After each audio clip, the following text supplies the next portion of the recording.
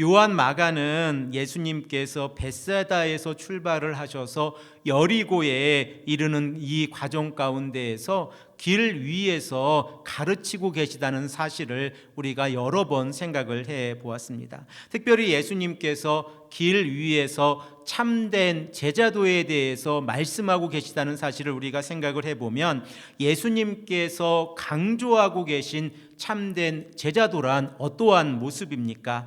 예수님께서 예루살렘 성에 입성하셔서 십자가의 길을 걸어가실 거라고 하는 이 사실을 제자들이 깨닫고 예수님께서 구원자 예수 그리스도라고 하는 사실을 깨닫고 함께 예루살렘의 성에 들어가는 모습이었습니다. 이렇게 예수님께서 제자들이 영적인 눈을 떠서 하나님의 구원 계획을 바라보기를 원하셨지만 제자들은 예수님께서 어떠한 길을 걸어가고 계신지를 깨닫지 못하고 있는 상황 가운데 있습니다. 그러면 우리들은 이 시간에 다시 한번 예수님께서 원하시는 참된 제자도가 어떠한 모습인가를 생각해 보기를 원하는데, 마가복음 10장 33절에서 34절의 말씀을 한 목소리로 읽겠습니다.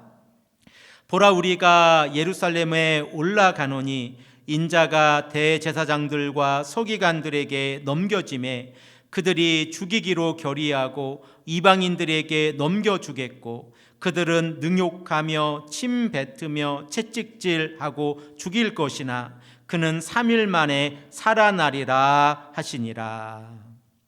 이렇게 예수님께서 길 위에서 예수님의 순환 예고를 3번이나 강조하고 계신 이 사건은 우리로 하여금 예수님이 누구이신가를 깨닫고 복음의 길을 걸어가기를 원하시는 예수님의 모습을 우리들에게 강조하고 있는 것입니다. 그런데 현실은 너무나도 달랐습니다. 예수님께서 이 십자가의 길을 강조하고 계실 때에 제자들은 정치적인 메시아를 바라보고 있었고 군중들 또한 예수님을 구원자 예수 그리스도로 바라보는 것이 아니라 예수님께서 예루살렘 성에 입성하셔서 정치적인 메시아가 되어서 이 많은 사람들을 이제 굶주림에서 벗어나게 하고 그들에게 자유를 허락해 줄 것이다 라고 하는 기대감을 가지고 있었습니다. 그러므로 예수님께서 걸어가시는 이 예루살렘의 길과 제자들과 군중들이 바라보는 이 예루살렘에 들어가서 예수님께서 행하실 길은 전혀 다른 길이라고 하는 사실을 우리들은 깨닫게 되어집니다. 오늘 본문 말씀 1절의 말씀을 보면 예수님께서 이제 감람산 주변 벳바게와 베다니에 도착을 하였습니다. 그리고 우리들은 이 벳바게와 베다니가 무화과 동네라고 하는 사실을 깨닫고 있는데, 이 벳바게와 베다니에 도착하셨을 때에 예수님께서는 예루살렘 성에 들어가시기 위해서 준비하는 과정 가운데 계셨습니다. 그리고 오늘 본문 말씀 1절의 말씀을 보면 이제 예수님께서 도착하셨을 때에 제자들과 함께 예수님께서 예루살렘에 들어가시기 위해서 아주 작은 나귀 새끼를 준비하는 과정이 본문 2절에서 3절의 말씀에 기록이 되어져 있습니다. 그러면 예수님께서 말씀하고 계신 내용은 무엇입니까? 맞은편 마을에 가서 아무도 타보지 않은 나귀 새끼를 끌고 오라는 내용입니다. 그리고 만일 누군가가 이 나귀 새끼를 왜 끌고 갑니까? 라고 질문을 하면 주가 쓰시겠다라고 대답을 하라라고 말씀을 하고 있습니다. 우리 다 함께 본문 2절에서 4절의 말씀을 다시 한 목소리로 읽겠습니다. 이르시되 너희는 맞은편 마을로 가라. 그리로 들어가면 곧 아직 아무도 타보지 않은 나귀 새끼가 매여 있는 것을 보리니 풀어 끌고 오라. 만일 누가 너희에게 왜 이렇게 하느냐 묻거든 주가 쓰시겠다 하라. 그리하면 즉시 이리로 보내리라 하시니. 사랑하는 성도 여러분, 여러분들은 왜 예수님께서 예루살렘 성에 입성하실 때에 나귀를 타고, 그것도 아무도 타보지 않은 어린 나귀를 타고 입성을 하실까 생각을 해 보셨습니까? 메시아로서 예수님께서 예루살렘 성에 입성을 하고 계신데 왜 예수님은 나귀를 선택을 하셨을까? 그리고 이 나귀가 가지고 있는 상징적인 의미, 그리고 이 나귀와 연결되어져 있는 구약 성경의 의미는 무엇일까라고 생각을 해 보셨습니까? 오늘 우리들은 이러한 배경에 대해서 생각을 해보고 예수님께서 왜 어린 나귀를 타고 예루살렘 성에 입성을 하실 때에 많은 사람들이 그렇게 호산나 호산나 외치고 있었는지를 생각해 보기를 원합니다. 우리가 잘 알고 있는 것처럼 나귀는 겸손의 왕을 상징하고 있다는 사실을 알고 있습니다. 그런데 우리들은 종교주의를 보내면서 늘 나귀를 겸손의 왕의 이미지와만 연결을 시킬 때가 많이 있습니다. 이로 인해서 예수님께서 이 어린 나귀를 타고 들어가셨을 때에 하나님의 공의와 하나님의 구원이 이루어진다는 사실을 놓칠 때가 있다는 사실입니다. 그러므로 우리가 이 말씀을 통하여 이러한 부분을 생각해 보기를 원합니다. 구약 성경 가운데에서 나귀 그러면 어떠한 용도로 사용이 되었다고 생각을 하십니까? 우리가 잘 알고 있는 세 가지 용도로 나귀가 사용이 되어지고 있었습니다. 그 첫 번째는 사람들을 운송하고 있는 그 운송의 수단이었습니다. 그리고 두 번째는 짐을 나르는 수단으로 이 나귀가 사용이 되어지고 있다는 사실을 알고 있습니다. 그리고 세 번째로 농사에서 쟁기를 가는 수단으로 나귀가 사용이 되어지고 있다는 사실을 알고 있습니다. 그리고 우리들은 구약 성경에서 나귀와 관련된 아주 중요한 사건을 하나 알고 있는데, 이 나귀와 관련된 아주 중요한 사건을 우리가 기억하고 있는 이유는 나귀가 아주 특별한 행동을 하고 있기 때문에 그렇습니다. 여러분들 한번 생각을 해 보십시오. 나귀가 어떠한 특별한 행동을 하고 있기에 이 목사인 제가 나귀와 관련돼서 아주 특별한 사건이 구약 성경에 기록이 되어져 있다라고 말씀을 하고 있다고 생각을 하십니까? 우리가 잘 알고 있는 바와 같이 민수기 22장의 말씀을 보면 발람의 나귀 사건이 기록이 되어져 있습니다. 모압 왕 십보라의 아들 발락이 발람 선지자에게 무엇을 요구합니까? 이스라엘의 백성들이 점점 더 커져가고 있으니까 그 이스라엘의 백성들을 저주해달라고 요구를 하고 있습니다. 이러한 상황 가운데에서 발람이 나귀를 타고 움직이는 상황 가운데 있습니다. 그런데 발람의 나귀가 더 이상 움직이지 않습니다. 그러자 발람이 어떻게 했습니까? 나귀를 3번이나 채찍질로 때렸습니다. 이럴 때 어떠한 일이 일어났습니까? 여호와의 사자가 발람의 나귀의 입술을 열어버렸습니다. 그러자 그 발람의 나귀가 사람의 말로 말을 하기 시작을 한 겁니다. 이것이 얼마나 놀라운 일입니까? 그리고 발람의 이 나귀가 무엇이라고 말합니까? 왜 자꾸 나를 때립니까?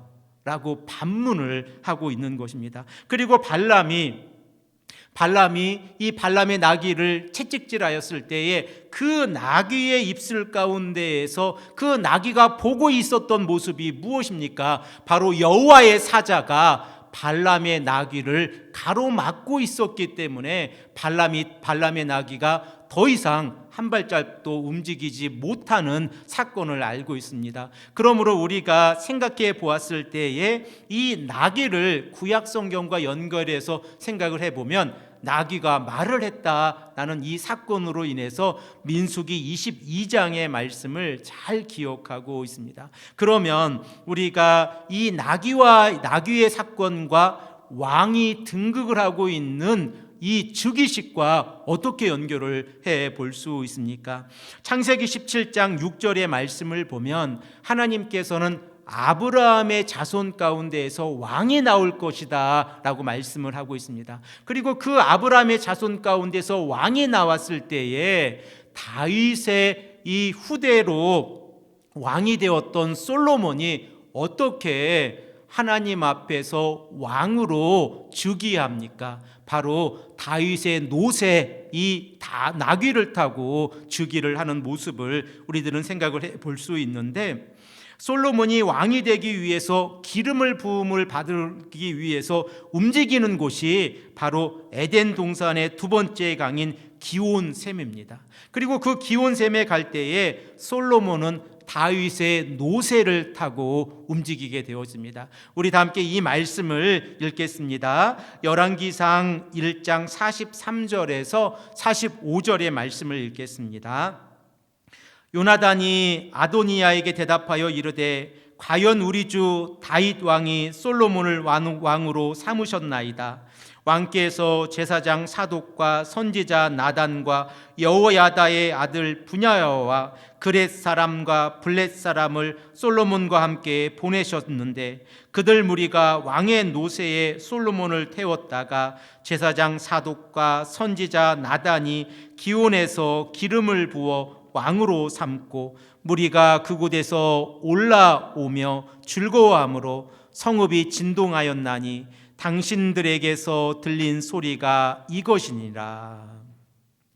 그러므로 우리가 이 솔로몬이 왕위에 올랐을 때의 나귀를 탄 사건을 생각을 해보면, 예수님께서 예루살렘에 입성하실 때에 아주 어린 나귀를 타고 있는 이 모습을 제자들과 많은 군중들이 바라보았을 때에 그 제자들과 많은 군중들은 한 가지를 기대하고 있었을 것입니다. 그것이 무엇입니까? 바로 예수님께서 예루살렘에 입성하고 계신 그 모습이 어린 나귀를 타고 입성을 하고 계신 모습인데, 그저 어린 나귀를 타고 입성하신 모습으로 끝이 나는 것이 아니라 겸손의 왕으로서 예수님께서 예루살렘에 입성하고 계시고, 그리고 이러한 모습을 통하여 예수님께서는 솔로몬이 왕위에 즉위하는 것과 같이 예루살렘에 입성하셔서 왕이 되어진다는 사실을 기대하고 있었던 것입니다. 그러므로 많은 사람들이 예수님께서 예루살렘 성에 입성하실 때에 환호하고 있었다는 사실을 깨닫게 되어집니다. 그러면 예수님께서 예루살렘에 입성하실 때에 이 아주 어린 나귀를 타고 입성을 하셨다고 하면 스가랴 9장 9절의 말씀을 통하여 그 의미가 무엇을 의미하고 있는지를 우리가 다시 한번 생각을 해 볼 수 있습니다. 우리 다 함께 스가랴서 9장 9절의 말씀을 한 목소리로 읽겠습니다. 시온에 따라 크게 기뻐할지어다. 예루살렘에 따라 즐거이 부를지어다. 보라, 내 왕이 내게 임하시나니 그는 공의로우시며 구원을 베푸시며 겸손하여서 나귀를 타시나니 나귀의 작은 것 곧 나귀의 새끼니라. 스가랴서 9장의 말씀에서 이 스가랴 선지자가 강조하고 있는 내용이 무엇입니까? 바로 이 다윗의 후손에서 나게 될 왕이 이 이스라엘의 백성들을 회복시킨다고 하는 내용입니다. 그래서 스가랴 선지자는 9장 9절의 말씀을 통하여 메시아의 특징을 세 가지로 설명을 하고 있는데, 그 첫 번째의 모습이 공의로운 모습입니다. 그리고 두 번째의 모습이 구원을 베푸시는 모습입니다. 그리고 세 번째 모습이 겸손하여서 나귀를 타시는 모습이라는 것을 우리가 깨닫게 되어지고, 예수님께서는 공의와 구원과 겸손의 모습 가운데에서 이 많은 사람들에게 시각적으로 보여주고 있는 세 번째 모습으로서 어린 나귀의 이미지를 가지고 예루살렘 성에 입성을 하고 계시다는 사실을 우리들은 깨닫게 되어집니다. 그러면 우리들은 한 가지 질문을 던지게 되어지는데, 예수님께서 예루살렘에 입성하시는 모습을 통하여 어떻게 하나님의 공의와 하나님의 구원이 이 모든 백성들과 우리들에게 임하고 있습니까? 그리고 우리들은 어떻게 하나님의 공의와 구원을 깨달을 수가 있습니까? 예레미야서 23장 5절의 말씀을 보면 예레미야 선지자는 다윗의 자손 가운데에서 한 의로운 가지 곧 메시아가 나와서 하나님의 정의와 하나님의 공의를 실현하시겠다라고 말씀하고 있습니다. 이 말씀도 우리가 한 목소리로 읽겠습니다. 여호와의 말씀이라, 보라 때가 이르리니 내가 다윗의 한 의로운 가지를 일으킬 것이라. 그가 왕이 되어 지혜롭게 다스리며 세상에서 정의와 공의를 행할 것이며. 예수님께서 예레미야 선지자가 언급하고 있는 하나님의 정의, 하나님의 공의를 행하신다고 하면 하나님의 정의와 하나님의 공의는 구원의 사역과 연결이 되어져 있다는 사실을 우리들은 깨닫게 되어집니다. 그리고 우리들은 예수님의 이름이 가지고 있는 구원자 예수 그리스도라고 하는 의미를 알고 있습니다. 그러면 이러한 이미지를 우리가 통합해서 생각을 해보면 스가랴서 9장 9절의 말씀을 통하여 하나님의 공의가 구원자 예수 그리스도를 통하여 겸손하게 나귀를 타고 입성을 하시는 이 예수님을 통하여 이루어진다고 하는 사실입니다. 그러면 예수님께서 하나님의 공의를 이루어 가시고 하나님의 구원을 이루어 가신다고 하면 그 결과가 어떻게 되어집니까? 우리들은 스가랴서 9장 10절의 말씀을 통하여 예수님께서 이 예루살렘 성에 입성하셨을 때에 예수님께서 하나님의 구원을 이루시는 방법은 화평 곧 샬롬의 방법이라는 사실을 깨닫게 되어집니다. 우리 다 함께 스가랴서 9장 10절의 말씀을 한 목소리로 읽겠습니다. 내가 에브라임의 병거와 예루살렘의 말을 끊겠고 전쟁하는 활도 끊으리니 그가 이방 사람에게 화평을 전할 것이며 그의 통치는 바다에서 바다까지 이르고 유브라데 강에서 땅 끝까지 이르리라. 스가랴 선지자가 외치고 있는 메시지가 무엇입니까? 메시아의 사역이 이 땅에 이루어지면 더 이상 국가 간의 전쟁이 없어지고 그리고 화평 곧 샬롬이 이루어진다고 하는 사실입니다. 그러면 이 말씀을 예수님의 사역과 연결해서 생각을 해 보십시오.